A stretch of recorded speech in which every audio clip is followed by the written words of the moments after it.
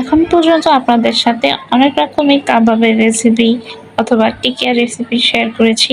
কিন্তু এখনো পর্যন্ত আমি কোনো মাছের কাবাবের রেসিপি আপনাদের সাথে শেয়ার করিনি। তো আসসালামু আলাইকুম, ওয়েলকাম টু মাই চ্যানেল। আজকে আমি আপনাদের সাথে শেয়ার করব ফিশ কাবাব। এখানে আমি যেই ফিশটা দিয়ে কাবাবটা বানাবো সেটার জন্য আমি এখানে তেলাপিয়া মাছ নিয়েছি। এটা কাটা ছাড়িয়ে কাজ করতে সুবিধার ক্ষেত্রে আপনারা চাইলে যেকোনো মাছ ব্যবহার করতে পারেন। তো মাছে লবণ দিয়ে সাথে কিছু লেবুর টুকরা দিয়ে এটাকে প্রথমে আমি সেদ্ধ করে নিয়েছি। এরপরে এটা যখন সেদ্ধ হবে এই সাথে আমি কিছু ছোলার ডালও এখানে সেদ্ধ করতে বসিয়ে দিয়েছিলাম। এটা সেদ্ধ হতে মাছটাকে ঠান্ডা করে মাছের কাঁটাটা ছাড়িয়ে নিতে হবে। তেলাপিয়া মাছ নেওয়ার কারণ একটাই, এটা কাঁটা ছাড়াতে খুবই সুবিধা হয়। এরপরেই এটা ম্যারিনেট করার পালা। এখানে কাঁটা ছাড়ানো মাছটা নিতে হবে। এরপরে এখানে দিয়ে দিব সেই ছোলার ডাল যেটা আমি আগে থেকে বেটে নিয়েছিলাম। এখানে দিয়ে দিতে হবে পেঁয়াজ কুচি, দিয়ে দিব কাঁচামরিচ কুচি। এরপরে এখানে দিয়ে দিব যাবতীয় সব মশলা, আদা বাটা, রসুন বাটা, জিরা বাটা, সামান্য আরেকটু পেঁয়াজ বাটা, শুকনো মরিচের গুঁড়া, হলুদের গুঁড়া। এরপরে এখানে দিয়ে দেবো একটু ব্রেড ক্রাম্ব, আর এর সাথে এখানে দিয়ে দেবো পেঁয়াজ বেরেস্তা।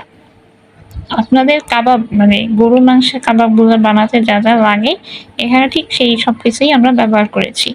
আর এখানে দিয়ে দিলাম পরিমাণ মতো লবণ এবং পরিমাণ মতো তেল, সাথে ধনিয়া পাতা কুচি। এটা এখন সব সাথে একটু এখানে লেবু অ্যাড করে দিতে হবে, লেবুর রস। এরপরে এই সবটা একসঙ্গে সুন্দর করে হাতে মেখে ফেলতে হবে।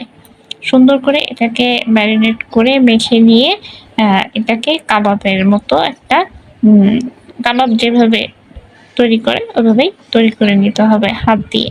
খুবই সুন্দর করে এইভাবে এসে দেখেন আমাদের কাবাবের সাইজটা ঠিক এরকম হয়েছে। এভাবেই একটা একটা করে সবগুলো তৈরি করে নিতে হবে। এখানে আমাদের সবগুলো কাবাব রেডি।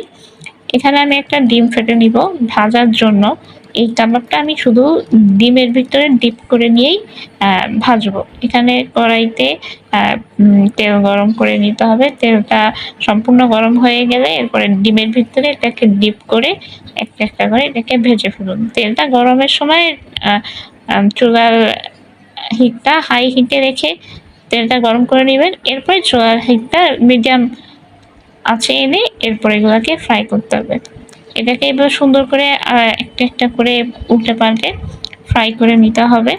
এই যে এখানে দেখতে পাচ্ছেন আমাদের কাবাব ফ্রাই অলমোস্ট ডান। এবার এগুলাকে উঠিয়ে ফেলুন, ব্যাস হয়ে গেল। মাংসের কাবাব অনেকবার খেয়েছি, প্রথমবারের মতো বাসায় ফিশ কাবাবটাও ট্রাই করলাম। আমার তো খুব বেশ ভালোই লেগেছে। আশা করি আপনাদের ভালো লাগবে। ভালো লেগে থাকলে অবশ্যই বাসায় এটা একবার করে হলেও ট্রাই করবেন। আর আজ এই পর্যন্তই, আমার সাথেই থাকবেন। আসসালামু আলাইকুম।